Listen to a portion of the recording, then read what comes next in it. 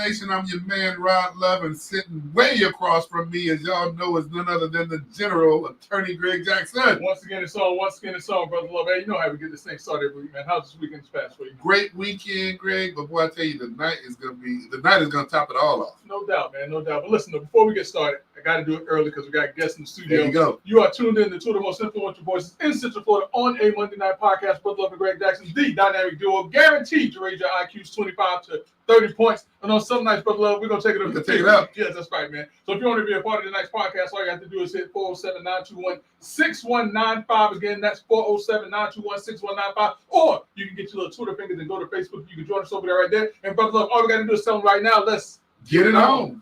Hey, Brother Jackson, man, I'm excited about the night because we got one familiar guest in the studio that's been, man, he's been grinding with us, man. We've been doing this 8 years now, and you've been right there with us, Pinto. But you know what? I'm not going to mess up the total and the big picture introductions. I'm going to pass that doggone 4x4 baton. I go to my brother. Do your thing, brother. Now, listen, so tonight, Brother Love, we have a very intriguing special conversation. We have some young folks in here with us. Like you said, we have our brother Pinto, who's in here with us, who has done some great work with bringing together political conversations and forums and different things like that. And so we have asked some young brothers from University of Central Florida to join us tonight to have some conversation. So, Brother Pinto, we're going to ask you to introduce our special guest this evening, man. Well, you know what? First and foremost, thank you for this opportunity, right? I really appreciate it because you guys are at the forefront of what's going on in Central Florida, and the invitation just means a lot to us. I appreciate that, brother. But I'd like to introduce, I'm going to have Brother Tuluwan introduce himself. Good evening, everyone. My name is Tuluwan Yaluko. I'm a junior at the University of Central Florida, majoring in biology, hoping to become a dentist. I'm also part of the University of Central Florida. Hey, Brother Jan. I'm a senior at the University of Central Florida. My major is kinesiology with a minor in health services administration, and I'm also part of the ZIO, the chapter of Alpha Phi Alpha. Hey, welcome. But when you had a conversation, I just can't let you say that without me doing a little segue into it. And Pinto, this is part of the conversation we were just having about something that's been so controversial over the last maybe 15 years in our country. We're talking about healthcare. And so when you talk about healthcare, and I mentioned my daughter just graduated nursing school, Pinto, you told me your connection with, is it NICU? NICU. And man, it's just good to see these young brothers, man, that's engaged. And my daughter was talking about all the biology she had to take when she was going through this process. But gentlemen, welcome you in. Pinto, thank you, man, because you're building the bench, man. So wait, hold on, I'm sorry. You said gentleman and Pinto. Wow, I just caught that. Hey, come on, man. We've been doing this for a while, man. Come on, man. Guess like that, man. God, how you gonna do that? And that's a what do you call it, Freudian slip? Hey, you call it what you want to call it. But listen, but tonight, though, as I said, we have some young brothers that are here tonight. And, you know, a lot of the conversation, and healthcare is a part of that conversation also. But tonight's conversation, you know, we've tried on a lot of occasions to talk to the younger generation and talk to them about engaging in politics and engaging in civic activism and different things like that. And so one of the big questions that we always come to is, you know, when we look at voter turnout, when we look at voter participation, it always seems as if the younger generation is kind of lagging behind for whatever reason may be. Talk to us a little bit about what it is that you all see from your perspective that either turns you off about politics or that would attract you and get you engaged in politics. Well, first I'd like to start off with why I personally believe why voter turnout, especially on my generation, is fairly low. I believe that a lot of young voters feel like their vote doesn't matter, and that's the general answer. The vote doesn't count. This, that, and then the third. But the main reason why I don't see a lot of people talk about it is that a lot of young people believe that no matter what they vote or where they vote, their life would always be the same. Their life will always carry on. Like the next day, I got class tomorrow. I got a test the next week. Whether or not Trump is in office. Just said, because Greg, did y'all catch that? That's heavy. Yeah. So what it was saying is like young people feel like their life won't change on a daily basis on a micro level. They're not thinking about the macro levels more so. Whether or not Trump is in office or maybe even the state representatives, one is there and then another is there. They don't see, I guess, the change in impact that really voting and pushing for who you want into office, even on a local level, and how that can change your life, your family's lives, not even just yourself, not even a selfish level, but on a selfless level, the lives of people around you. So it's more so that. So before you go further and before we move, does that apply whether you see somebody within your generational sphere, or because I totally can understand if you're looking at somebody like myself and there's that generational separation.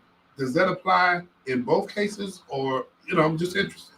Well, I do feel like, I'm going to say like the most well-versed person on this, but I do feel like people in my generation, we don't necessarily have enough experience to see the different implications in the way that I guess politics could affect the workforce and this daily life and whatnot. So maybe in an older generation, they have more experience in seeing how life was 20 years ago when certain politics, certain bills were in place versus how it is now. For us, even though things are changing, for the most part, things have been the same. We haven't been young adults for long. We haven't been adults rather for long. So yeah. I would say that generationally, right? Since we canvass a lot throughout the Orlando area, we get a lot from the older crowd, right? But the difference what I'm finding with the younger generation, they're approachable. Yeah. Right? And if you don't speak at them and you speak with them, it's a different conversation at all. So when I reached out to the brothers just to come on out here, they were like, yes, let us check first with the advisor, make sure we're good. Yeah. But at the end of the day, we want to be here, right? So for us, we look at this partnership, not just for today, but we'll be coming back. We do a permission, right, on a quarterly basis, just checking in with them, right? But at the same time, I feel like this is a generation that's coming up after us. So we need to make sure they're well positioned, where they understand how they can empower themselves and also empower representatives to represent them. Wow. That's in itself, they're representatives of us. You're right. You're absolutely right. They're very insightful. Same question for you. I definitely agree with what Tolwani said. I think a big portion of it is people don't believe that their vote does count. I also think a big thing is that they're not well versed on the local elections, and that's a big reason as to why they feel as if when they vote, they don't see the effects for themselves. We always talk about voting on the macro scale when we're talking about, our presidents and things like that, but no one really talks about our county commissioners, our mayors, sheriff's office. So the things that are in our backyard, the elections that are in our backyard, no one really talks about it. The youth is never really informed on it, and therefore, when they do go out to vote, they're voting for the large elections, so they're not getting to see some of the minor changes that can be happening. Because a lot of times, the things that affect them most are the things that in their own personal community. And when they vote for the president and see that their community hasn't changed, they're feeling like, okay, well, the president isn't going to do anything for us. Well, the president can only do so much. He can't focus on every single community at a time. That's why there are people in place for you to vote for who can focus specifically on your community, on your city, on your region to help you and help your family, help your community. Here's interesting, and you kind of took it there even before I got to this aspect of what I was thinking. We've heard this term, and tell me what this means to you. All politics is local. When you hear that, what does that mean to you? I think it means to me that when it comes to politics, you have to think of it from every level, especially local, because the local politics is honestly probably the most important in your day-to-day life. Because the thing of it is, so, and the way that it has always been explained or described, all right, let's say that you are driving down the street and there's a street light on the street. Who are you going to call to address that issue of the street light? You can't call the president. You can't call the representative in Congress. You can't call the senator in Congress, but you can call the state representative possibly, or you can call the commissioner that's in that area, and they can affect like that on the ground issue that you're facing. So when you think about it, one of the ways that I really truly first got involved in politics at a little bit older age was local politics, and that was a county commission race. And I actually got out, walked for someone who was running for county commissioner, phone bank for someone who was county commissioner. And then that led to me looking at state level and then looking at federal level. So from that perspective, what are some of the things that you see kind of on the local level that you feel you could kind of touch, or that you would be interested in touching and being engaged or involved in to kind of get a feel for the political process, if that makes sense. Okay. So I say one thing specifically that I believe all young people should get into, even from the youngest ages of elementary school, is simple community service. When you see community service, you see different aspects of where community may be doing good at and where it's also lacking at. And then from there, you can connect to the county commissioner and see, okay, I see discrepancy, I see errors over here. I see a lot of the homeless population over here is so much higher. Why is it this way? I see maybe drugs are so much higher in this area. Why is it this way? But I also see at the same time, oh, the roads are fixed over here. Like, you know, the fences are up. You know, there's a lot more money being poured into these certain places. And really just ask why is it this way and what we can do to balance everything out, and just talk to your local representatives about Wait a minute. This conversation is already so good, and I mean, gentlemen, I got to tell you, I'm loving how you're articulating your views and opinions, and you're hitting the nail direct. Both of you hitting the nail directly on the head, and Attorney Jackson and Pinto are actually pulling out of you what we've had. Veterans come into this studio, politicians and those who want to be politicians, and they haven't. And let me take that back. You guys are articulating something that needs to be heard from a generational standpoint. And when you talk about the fact that you'll go to the polls and you'll vote, but you don't have that feeling that at a micro level that anything is going to really impact or affect. And the key word I would say benefit you. Yeah. I say that's like the main thing. Just wondering, will this change point A? Will this change point B? I guess the closest thing you can see is, and you hear this a lot, especially on social media. Oh, my gas prices, they went up. You know, and then they blame it on the president. and do y'all actually? I mean, because I'm almost thrown here. I'm listening, and Pinto, thank you again, man, because this conversation is already deep, but deep from the generation that when we hang it up, we're still looking at healthcare. We're looking at a number of things that continue to be important to us. And as time goes on, it's going to be very, very important to us because we're going to be dependent on some of those things. But are you guys having these kind of conversations? Because I ain't going to lie. I'm going to tell you, when I was at Youngstown State and I was y'all age, we didn't have these kind of conversations. But politics isn't what it is now. Either. I mean, politics back then for us, when we were coming up, we didn't have like the internet and different things. I mean, we had the newspapers, we had like the 6 o'clock news, 11 o'clock news, and so it wasn't as accessible to us as it is today. Not just to young, but to all of us. I mean, politics is something where you just push a button and you can get virtually everything that you want to see. And we're going to talk a little bit about where you kind of get your information to be engaged, whether it's civically or politically and things like that. But here's a question that I've asked these guys. All right, I'm gonna hit y'all with something kind of hard. All right, and I don't think anyone has been able to answer this question sufficiently just yet. But when I was coming up, one of the things that kept me away from politics is my thought process was, what can politics do that money can't? In other words, if you have money and resources, is there anything that politics can do that you can't do if you have money and resources? Anything that politics can do that you can't do with money and resources.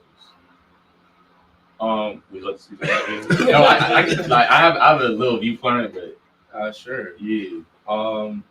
I think politics can develop a real support base that money can't. If you're buying, I would say you can buy a lot of things, but not everything you buy will be authentic.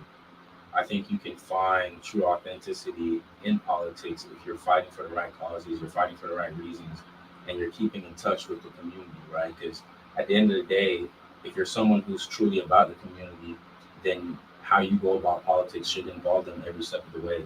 There's no reason that you should be running for a county commissioner and you haven't been in the community. You haven't been, on the streets talking to people, knocking on doors, canvassing, seeing. See, this is the problem. I'm sorry. I should have been asking the young folks this question. I should have been asking us old folks that question. Go ahead, keep going, man. Keep going. You flowing. I like this. But yeah, I mean, knocking on doors, if you're running for county commissioner, there's no reason that the community shouldn't know your name, know your face. If you're not doing the groundwork, then you're not really building the real support for you, in your election that you're running for. And I believe that although you can buy supporters, these supporters aren't real. They don't know your name. They don't know your face. They don't know you're really for them. You're just throwing money in their face, and that's never a real solution to the problem. All right. And I pretty much agree on the same point. Although politics and money, of course, do go hand in hand a lot. You know, they need money to fund the campaign, need money to get things going, fund the venues and whatnot. But at the same point, politics is what touches and influences the mind. And although money can do that as well, it won't do it to the people that you want to do it to. You need to affect the general masses. And there's only so much money that can go around, that especially the people who have money want to give out to affect the general masses. Yeah. So Yeah. that's why they're donating. Well, like, I guess if I was saying, like, that's why people donate directly to the politician and directly to the people. And so, you know, Yeah. and I think that's the first time, and I never thought about it that way, Brother Love, but the point that you brought up more than anything else was the authenticity Yeah. that comes with it that money may not necessarily bring. But then the other thing too, because you just also brought up another interesting point. When you talk about people are giving money to the politicians and not to the community, let me ask this question. Does anyone know how much money Kamala Harris raised for her campaign? I'm not sure, but I can assume it's probably like 100 millions. What do you think? I What do you was think? at, What do you think? I definitely think it's definitely in the millions. In the millions? I think maybe 500. 500 what million? Yeah. $2 $billion. Whoa. So when you say, check me out on this. When you say people are giving money to politicians and not to the community, one of the questions that I ask, and it has nothing to do with who the candidate is. It has nothing to do with the political party that the person is in. My biggest question was, how is it that people can mobilize and put $2 billion into a campaign, and we still look out into these communities and we see, dilapidated communities. Broken communities, We still see food deserts in certain communities. And these same people, they'll put money towards politicians, but they won't put that same money into the community. Why is it that you think that they will put money towards a politician or political campaign versus in a community? And are they doing it with no return on investment that's comprehensible? That's the key, though. They're expecting a return. on Exactly. investment. Exactly. So that's what I also believe too. I don't want to see the worst of people, but I do believe the people who have the money to donate this are doing it for selfish reasons, in the sense that they want to influence what could benefit them. So say they want someone in office that can maybe reduce their taxes or and prioritize that rather than fixing the roads for someone they don't care about. You just brought up something, and I gotta really do an interject right here, because I got a question for the both of you. You know, we are hearing politicians who are running for office promise everybody everything. And when you look at it, and I'm gonna just relate it to where we live. You got an Orange County Commission that you're only gonna be, with the expanded districts, you're only gonna be one of 9. When you look at the city of Orlando, you're gonna be one of 6. But what we expect and look for is how people fight for what they talk about, because at the end of the day, what we're seeing is people promise that you don't have to work. People promise that if you, but we're seeing a whole bunch of promises, but the delivery is short. Yeah. And I say where that delivery comes short is in the fact that it comes back to the people as well. One of the biggest things that I learned about recently is redistricting, and I guess the whole aspect of redlining in the past and whatnot, and even so now. By year, Orlando districts are always changing, right? And that can really affect the voter base, the voter populace, about who they vote for, who they put in as their local representatives. So if they're continuously redistricting an area to have, like, say, hypothetical, a Republican candidate maybe leaning more conservative to be put into office more often than not, then when that person gets to the office, they're going to keep benefiting the people who are donating that money, who are also leaning But that way. see, and I'm glad you went. Yeah. Pinto, you got to jump in here too, because this is I'm this is enjoying the conversation, bro. This is interactive. But here's something I got to ask the both of you, Greg, as well as Pinto. We have a friend over at UCF, and it sounds like y'all might have been in his class. You know what I'm talking about. Yeah. I'm talking about none other than Dr. Aubrey Jewett, who's a political science. Science Yeah. And you guys, y'all deep, brothers. So, and the challenge, and this is why I like this platform, right? Is number one, to acknowledge that there are brothers out there that are in the next generation that can have conversations like this, right? But more importantly, the task that I'm pushing them to do is have those conversations with people on campus. Because when I show up there, they're like, look at this old guy. What does he want? You know? Because when they show up, they can connect, they can use that language immediately. and start having candid conversations. So for me, I just like to sit back and listen, because when I do get approached, I need to be able to use that language, right? Be able to connect, but more importantly, be able to listen and not judge. Because that's the problem. A lot of times what I found is that the younger generation feel like we judge them. And some of the ones But we get out of do the way. though. I mean, but let's not, and it's not about, because when we were coming up, we were judged. Yeah. And it's Yeah. just kind of like So- that thing that happens as we get older. Yeah. I hate to quote Kendrick Lamar, but they're not like us. They're not like us, bro. I'm not saying it's right or wrong. Oh, I'm saying okay. it's All just what right. happens. Yeah. Yeah. But we also have the perspective, and I'm gonna go ahead and say it because we've had discussions about it. There is a place for wise men. Let me just make sure, and you young men also understand the phrase "iron sharpening iron," right? So there's a place for experience, lived experience, and wise men. But there's also an example with Julius Caesar, who, after a point in time, folk looked at him as a dictator and was not going to share power. And y'all know what happened when he went into the chamber and they had decided, hey, But here's one thing that I think that we've forgotten in American politics and in politics in general. When countries were getting started, think about the leaders of those countries. These weren't old people. I mean, aside from Moses and Methuselah and people like that, but really and truly, it was the younger people that were leading and guiding in communities. I mean, even if you look back at King David when he took over from Saul, he was a young man when he took over. Something like this, Jack, real quick too. Yeah. I learned about recently. Yeah.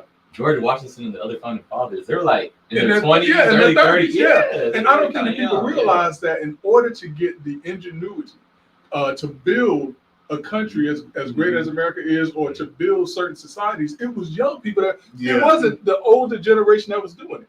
And I think that we've forgotten that, as we've aged. Like when we were younger, when we were on the highest of Seven Hills in Tallahassee, Florida A&M University, go Rattlers, we thought that we could conquer the world. And that's the attitude that we have. There's nothing that we can't do. As we get older, though, we start to realize some of our limitations and things like that. But we need that young vigor, that young strength, because that's who kind of built where we are right now. And I have a question for you regarding that as well. About 5 to 7 years. Not necessarily that, but you see the young vigor a lot during social media and whatnot. Fighting for all these things. Yeah. But then when you look at the stats and whatnot, the turnout They is don't come lacking. out. Yeah. So you see the vigor, but we don't see the results in the action. So where do you think? I said it, but where do you think the disconnect coming from? I absolutely think that the disconnect is that politicians have done a terrible job of convincing people that they can do what they say they're going to do. And when they come into these communities and they say that if you vote for me, this is going to change, that's going to change, and you wake up the next day and it hadn't changed. You wake up a week from now and it hasn't changed. And you wake up a month, a year later, and it still hasn't changed. It makes people disenchanted with the whole election process. And that's why voter turnout in general is low. It's not just the young people, it's more so the young people that we look at. But if you really truly look at it, we don't have 60% voter turnout in a lot of these local elections. We just had an election for various county city commissioners for the city of Orlando. The largest of those races in terms of turnout was about 8,000 people in a district with about 30 or 40,000 people. I mean, you're talking about no more than 20% turnout. Yeah. That's not just young people that we're looking at. That's people that are our age also that's looking at this process and saying nothing's going to change. You're right. And we have to let people understand that your voice is power. The reason why this show got started, and Brother Love will tell you this more than anybody else, the reason why this show got started is because there was a mayor in the second largest municipality in Orange County, in Poplar, Florida. And there were things that he was doing. He actually was a friend of mine up to a point, but there were things that he was doing that we didn't agree with. So Brother Love called me and asked me if I would be a guest on the show for 1 week and see how that turned out. 8 years later. Do you want? And we started talking about what was taking place in that community. Yeah. And 7-8 months later, when the election came, that person was voted out. And we saw immediately that there was strength in having a platform, strength in having a voice, and educating people about what was going on, because most voters don't want to read and don't want to do the research. So who do they rely on? They look at the people that they see here, and they look at people who are acting on social media. Because right now, how many followers you have on social media? 500, 600. How many you got? About the same amount. That's 500 or 600 people that y'all can just talk to and just influence right now. 500 to 600 people is really and truly, when you truly think about it, when you start to move people, that's Yeah. about 10,000 people. Yes. Yeah. If you have that type of reach and touch on 10,000 people, there's so much that you can do in terms of effectuating change that people don't realize and understand or believe. And that's why older people are trying to tap into social media, because Yes. we know the strength and power of it. Y'all know the strength and power of it, but you don't know how much strength and power you have in social media. When you say 500, 600 people, you ain't saying like you was excited about it. I heard I got excited. Yeah. Yeah, you just say about 500. Well, how many? So, Man, that's I 10,000 would say people. People abuse that. Though. I don't want to. Yeah, but like some people realize that they have that power to influence, especially the younger masses who are only getting information through social media. That they start spitting. I want to say even rhetoric, but like Yeah. biased, skewed information that fits their views and their ideals. So now people going out think that they're informed, with their chest out, saying these things that are not necessarily, I guess, the right things. You know. Yeah. So there's that aspect too. Well, I will tell you, Brother Armando, who's been with us for what, 7 years now? 7 years now. Yeah. So Brother Armando came to us as a 20. Brother Armando, you're how old? 25, 26? Yeah. So he came to us initially. He was 25, 26 years old. I will tell you right now, I've watched Brother Armando evolve on social media to where he will go in and he will challenge people. And when people start to say things that don't make sense, Yeah. he'll challenge us. We take that. But that's what that voice is. And even when people are spewing that rhetoric, that you just like, no, what is it? Now, I would say some crazy people on social media, so I'm not going to say do it with everybody, but that is an opportunity to correct people and to say, or not even correct. What I normally do is I don't try to correct you, but I try to say, have you thought about it this way? Yes. You see what I'm saying? That's And that now, question. I'm not telling you that you're wrong. I'm just saying, let's think about it differently. So, but yeah. Hey, for those of you who are tuned in to Let's Talk Nation, you hear that this is an excellent conversation. We have young people in the studio Thank you. that we got no Pinto in there too. Hey, but if you have a comment, question, you want to ask these young men something, please call us 407-921-6195. Once again, that number is 407-921-6195. Back to the conversation. We've had you a little quiet on this end, man. So what's some of your thoughts and perspective on this conversation? One of the things I will say, and Brother Jackson took us down that path about money and politics. One of the things, and I'm going to just point out some things that are factual.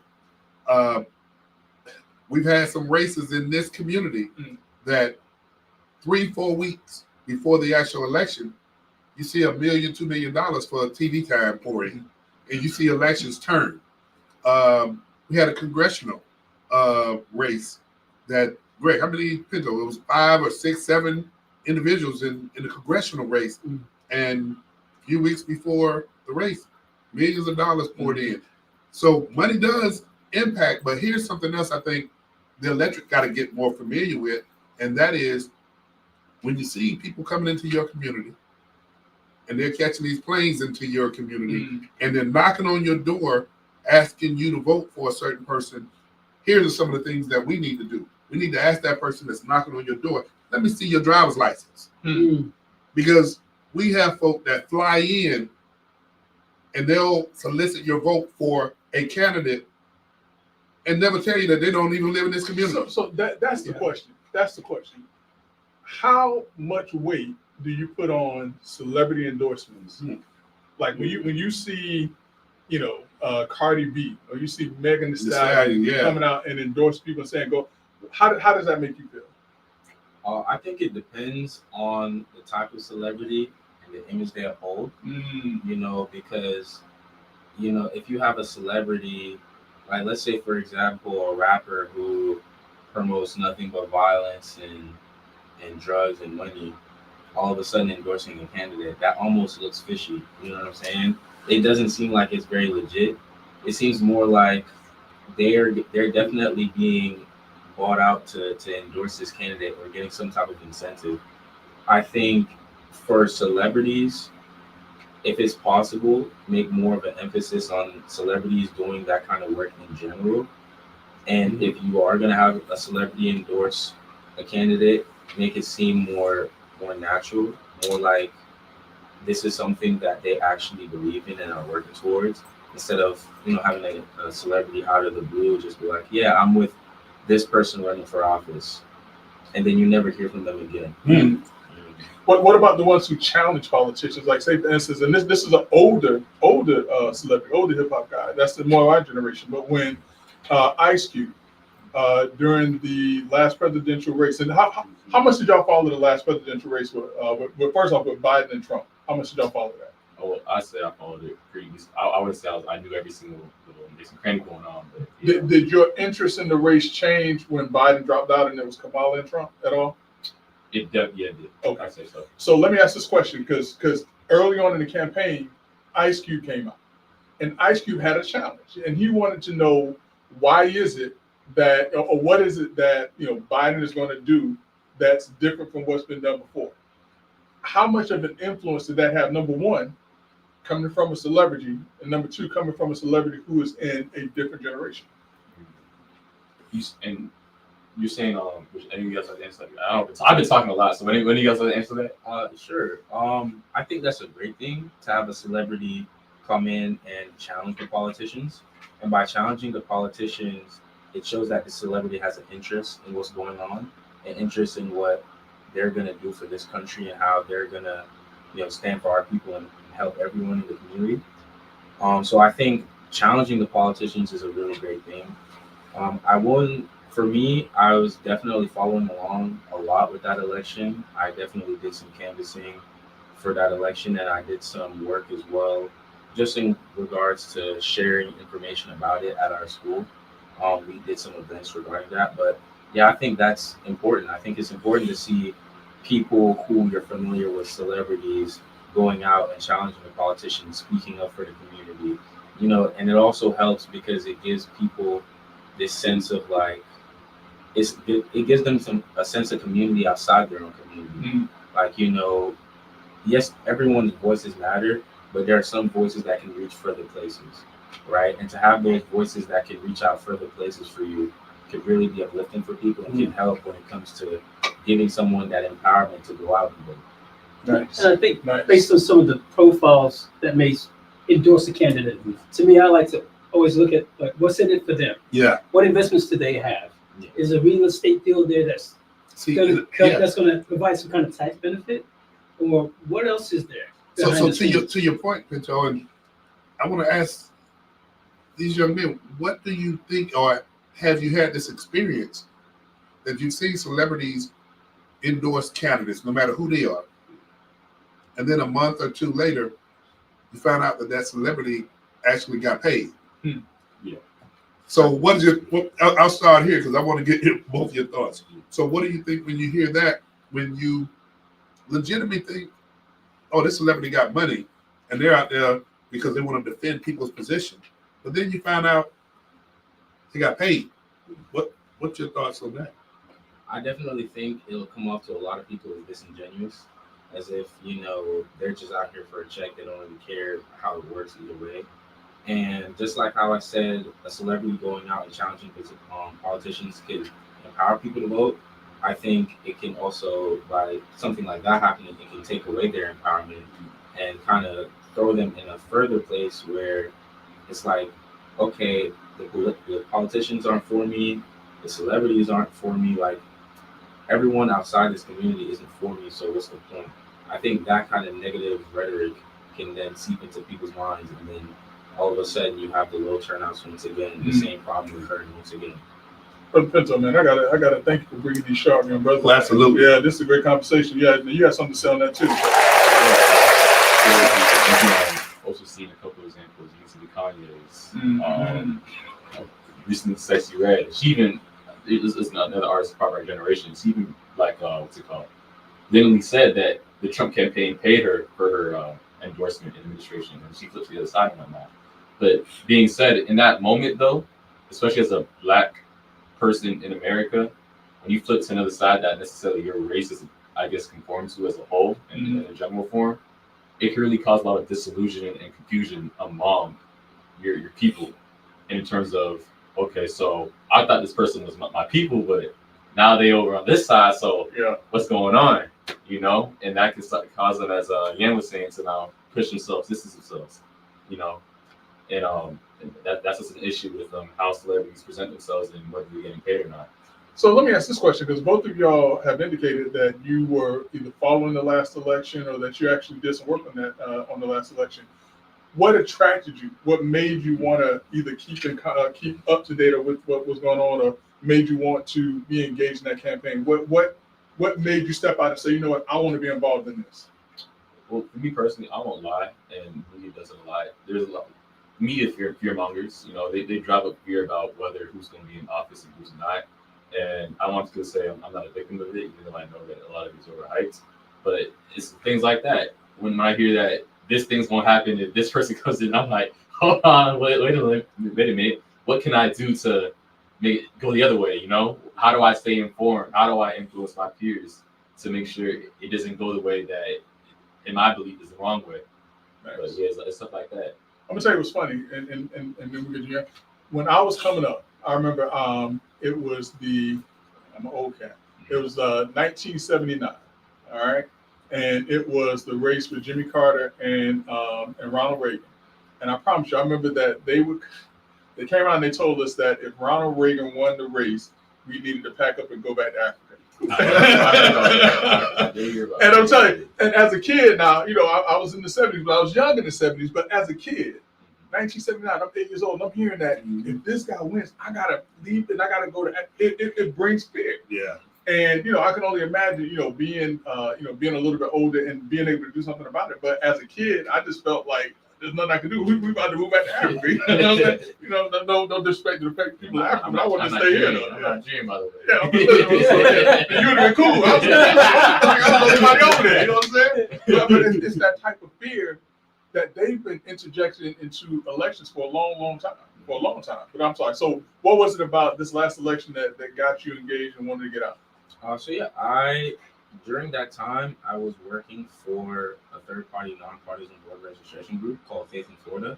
So I was a community organizer at the time. So I was literally always out in the community doing that type of work. And then when the election came, it was kind of, we just kicked into high gear. You know, we had people to reach, we had voices to make sure, we had to make sure everyone's voices were heard. So I was just doing what I could. I was doing some work on campus, doing some work in the community, did barbershop talks. So as much as I could. You helped me with opening up this next question I have for you, and that is when you say you work for this third party affiliation, does it matter? Does political party affiliation matter to you more than getting the work done? So, and let me go ahead and go further to my point. Does it matter to you if an individual, and I'll go ahead and say it, you know, when you look at African American population, the majority of African American population are registered Democrats. Does it matter to you that a person that looked like you, that may very well be another party affiliation, and they're saying the things that you want to hear, but you've heard it before? Does it matter? I mean, are you going to lean more on the party affiliation, or are you going to lean more on what if that individual really can get the work done? I'd say, especially in my time in Faith in Florida, the main thing we focused on were the issues, right? You know, whether you're Democratic, whether you're Republican, we're all still human, right? So we're all still human. We're all still dealing with issues. We're all in the same communities. Whether we choose to affiliate ourselves with one party or another, the issues in our community still remain the same. And everyone needs to understand what the issues are and how we get to a place where we have a solution for the issues. So when I was doing a lot of the work in the community, I wasn't focused on, okay, is this person voting for Biden or is this person voting for Trump? That's not what my mind was focused on. My mind was focused on, okay, this person's in the community. What issues do they see in the community? Do they understand that they have the power to change the community? And how do we influence them to use that power to change the community? So, you know, and Brother Spencer, I wanted to come to you real quick. I know you got something to say, but it's based on a comment that was made about, you know, making sure people have a voice. But go ahead. Yeah. No, along those lines, essentially, we're all representatives of Alpha Phi Alpha. They're the representative from UCF, and I'm the grad chapter. And essentially what our work is to do is to just make sure people participate in the voting process. So when he said that, right, as a young gentleman, that Mhm. resonated. Yeah. And I didn't coach him on that.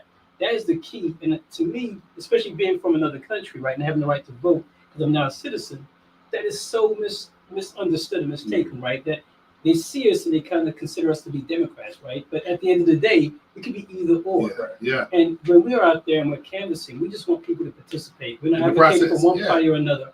We're advocating for people to participate in the process, period. So when he answered that question, it made me smile to the point that everyone from Alpha Phi Alpha should be very proud of his answer. Absolutely. And so, what do they say about our voteless people? They're hopeless people. talk to us a little bit about Yes. about that. That initiative, that thought process of voteless people as a hopeless people. Yeah, I mean, this is an initiative that's a national program within Alpha Phi Alpha, right? When I say national, it's global, actually. And it's from the tenets of Martin Luther King, right? And then so you think about that program from then to where we are now, that's essentially what we do as our key tenets, is part of the canvassing process, going out there and just letting people be heard.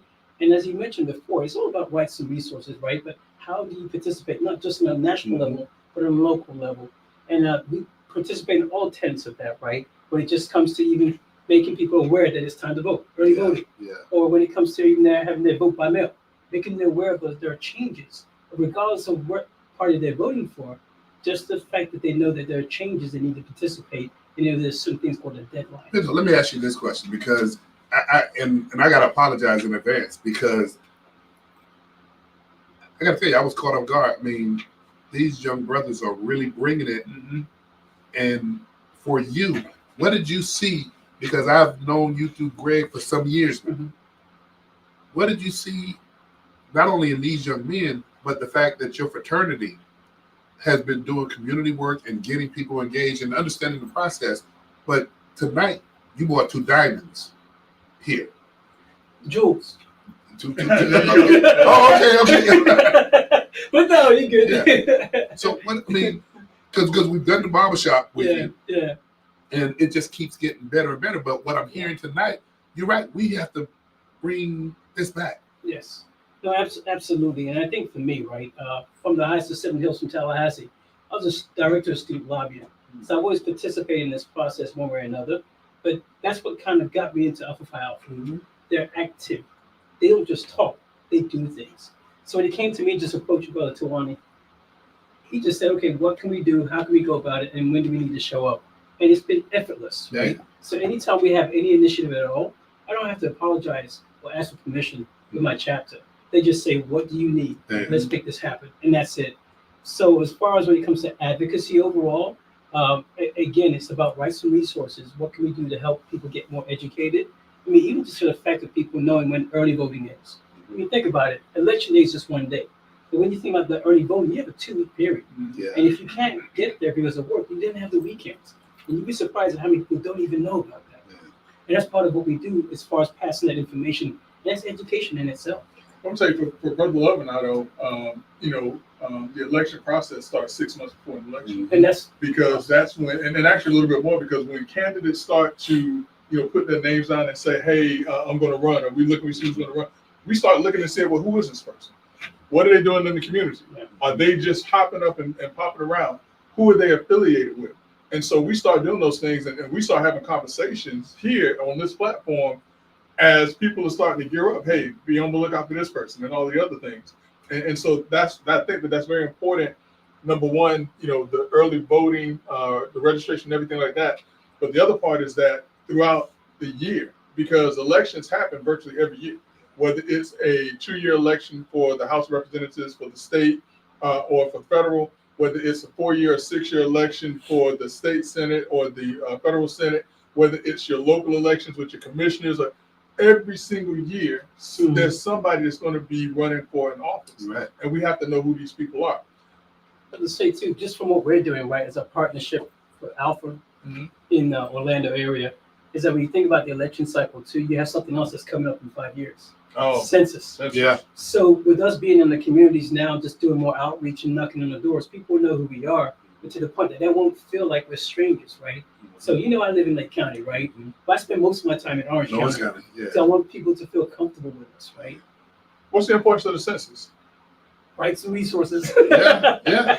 I mean, seriously. So when you think about the funding and how things are done, right? Even though they're trying to redistrict now, right? Mhm. That's how communities get money. Yeah. And if you don't show up, at least fill out the form of participating in that, Yeah. you're kind of hurting yourself. Well, not just money, but representation. Correct. And that's how they set the individuals who are going to be in the electoral college and things like that. The number of representatives that you have.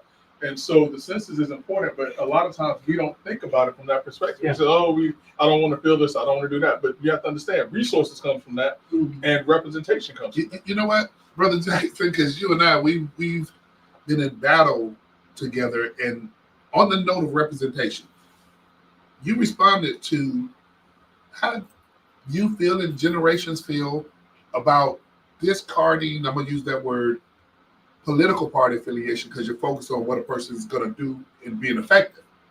Let's go a little deeper. How do you feel about advocating for individuals that's running to represent a community? And Pinto, you know where I'm going to go with this one. Do you lean on more so somebody that looks like you versus listening to what they're saying and listen to all parties to see who's going to be more effective in impacting what affects you? And what, bottom line, what am I saying? Do you vote for somebody that looks like you automatically, or do you let everybody, and Greg loves to say this and Doc loves it too, earn your vote? Don't take it for granted, number one. But number two, be effective in impacting your life. Now, what I say is, let's say it right, Brother Lord. Let's say it right.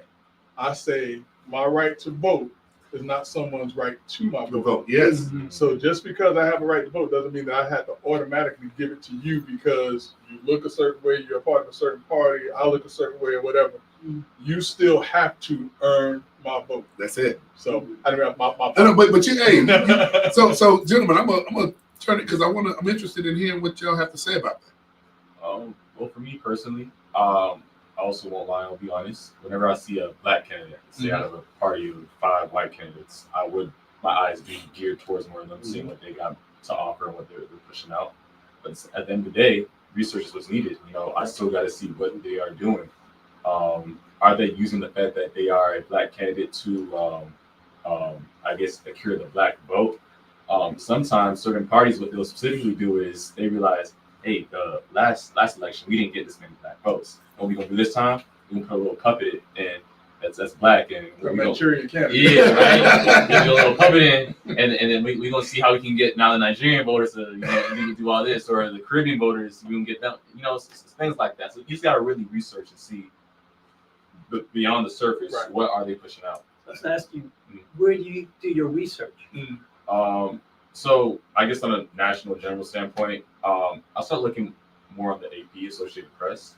Before I was leaning a lot more towards CNN and whatnot. I grew up on CNN. Locally wise, not just about research, just news in general. I'm from Miami, so Channel 7 News is always big on me. Local 10, all the different things.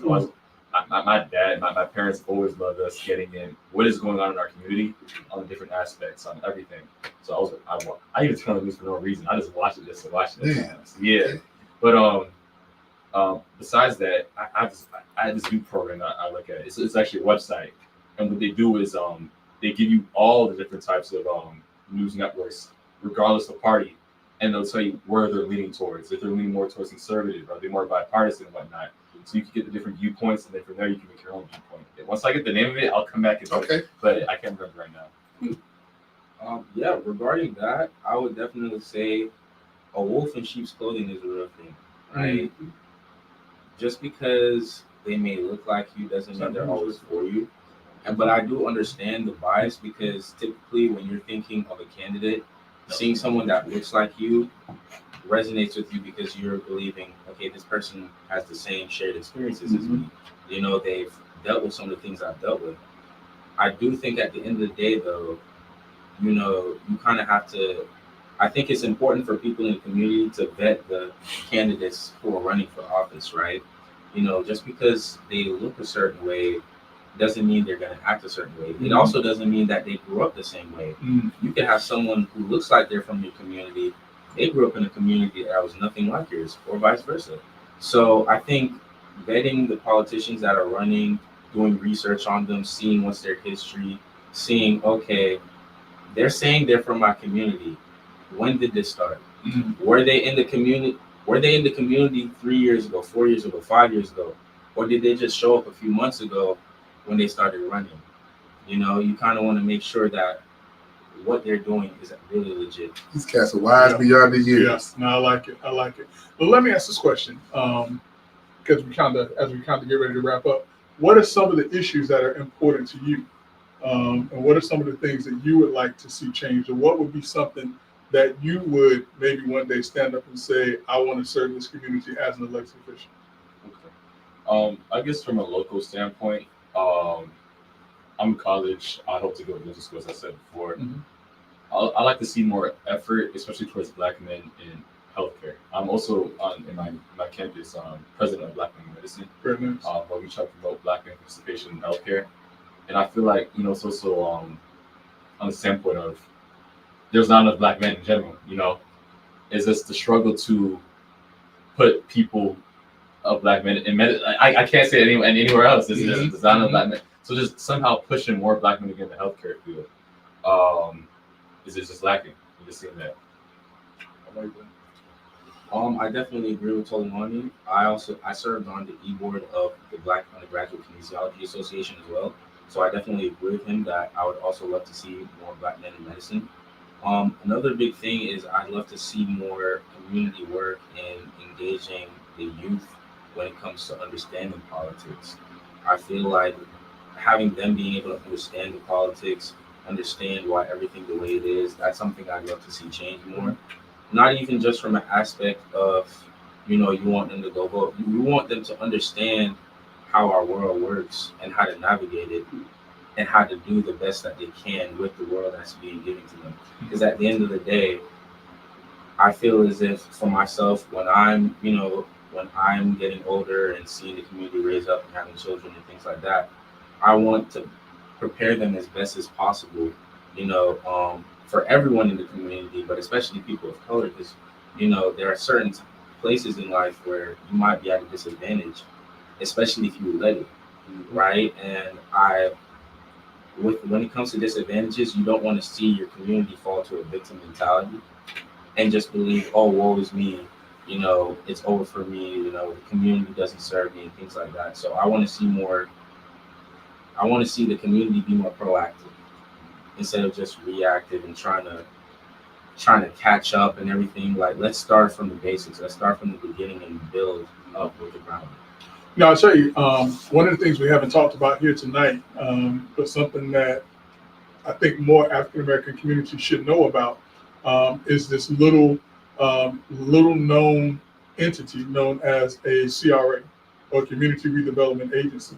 And back in 1969, the Florida legislature saw that it was prudent to develop these agencies to address slum and blight in underserved communities, which more times than not, unfortunately, those underserved communities are brown and Black individuals. And with community redevelopment agencies, there are funds that are there that can help to build sustainable communities and can help to attract young African-American or young Black minds into a community for the purposes that you all are talking about. But because we don't know about community redevelopment agencies as a way of attracting those types of talent, we look past that. The other thing too is that that's a local and a state thing that we don't think about. And so that's why one of the first questions that we asked, one of the first questions that we discussed was, when we talk about all politics is local, what does that mean to you? There are agencies and organizations on the county, in the city level, on the state level that can achieve the things that you're talking about. And it's important that we get the word out about that. I mean, listen, I'm going to take just as much part and blame for that as anyone else, because I should be talking more to young people about, hey, if you live in certain areas, look and see if you have these things available, and demand that your politicians make you aware of what you can do to tap into those funds. So that's awesome what you guys are talking Even about. on that aspect of like community service and whatnot, and the overall community of programs, community health centers, I think, are a big thing that need to get more funding in general and whatnot. A lot of people in underprivileged communities, and they don't have the money for the insurance premiums that are sky high just to fix a simple issue. Yeah. So just getting those community health centers out there, you know, that can help with transportation, maybe get them from point A to point B, get their prescription, get them to the community health center. and just getting the proper care, quality care that they need. A lot of care, and especially underprivileged communities, is not quality at all. And there's bias too. A lot of issues, especially dealing with Black women. It, at least from what I hear about, they say there are issues to these doctors and these healthcare professionals, but they're not hearing them. Mhm. You know, and that's just, there's a disconnect there. So just really bridging that disconnect as well. Let me do this, and here's where we speed things up. And I'm gonna leave you for last, Pinto, if you don't mind.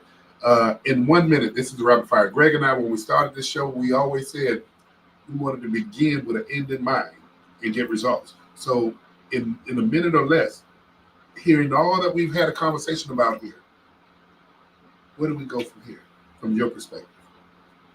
Where do we go from here? I think we just continue to reach the community. I think we continue to reach the community by also starting younger, right?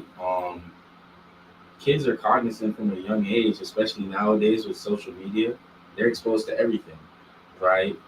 I can guarantee you go to an elementary school, they're gonna know the newest songs out, the newest rappers, the newest this, the newest that. So they're cognizant enough to understand, the social media aspect. I bet you they're cognizant enough to understand the political aspect if you give them that chance. Younger and younger. Yeah. Right. Okay, so I believe that less bias and skewed news should be promoted more on social media platforms. Back to what Yan was saying, what he used to do with I think non-partisan and bipartisan information, just really getting people to know what is politics, what of politics, what it can do, and not necessarily pushing fear. I feel like a lot of fear is pushed out, especially on social medias nowadays, and because of that, it either causes people to have very radical viewpoint or just no viewpoint at all. They just want to distance themselves from the chaos, and it's showing on stats, it's showing on the turnout. Pinto. I can always keep it short. I just believe in being open to possibilities. I mean, this started out as just a simple conversation, right? And this is our second time doing this. It's to the point now there has to be a commitment to keep doing this. So for me, I've always lived that life of being open to possibilities. And I'd encourage my brothers here to be open to those possibilities too, to further conversations with people within your circle. Because I know you guys are solid, great individuals, right? But I also want to encourage you and challenge you to reach out to those brothers that are part of that conversation. Make them feel comfortable also. But yeah, just be open to possibilities. You really brought it tonight, Pinto, man. I can't express to you enough, man. You brought some young men here tonight that made me kind of think out of the box. It's encouraging, man. Yeah. It's encouraging. Absolutely. Absolutely. So, Greg Jackson, this is your fraternity, but this is a fraternity you belong to, brother. So, close us out. Listen, man, there's no other way to close this out other than to say that we appreciate these young brothers and Brother Pinto for being here tonight. Great conversation, great insight. I hope that you all learned as much from us as we learned from you all. Just the insight that you all were able to provide, and openly and freely. That's what it's all about. The other thing, too, is that on behalf of Brother Love and myself, if you ever feel that you need some help with anything, guidance, or whatever the case may be, know that you can always call on Brother Love and I as Let's Talk Nation, but you can always call on me as a brother as well. I may not come to the meetings, but I'm always around. Just know that I am around. But listen, man, great conversation, man. I couldn't have scripted it better myself, man. Absolutely. Hey, for those of you who are tuned in to Let's Talk Nation, we're here every Monday from 7 to 8, and these are the kind of discussions that we have. But if you tune in for the past 8 years, you'll also remember what I tell Brother Jackson when we get to this point of the show. Brother, you don't have to go home. But you got to get out of here. Until next week on Let's Talk Nation, please join us for an interesting conversation.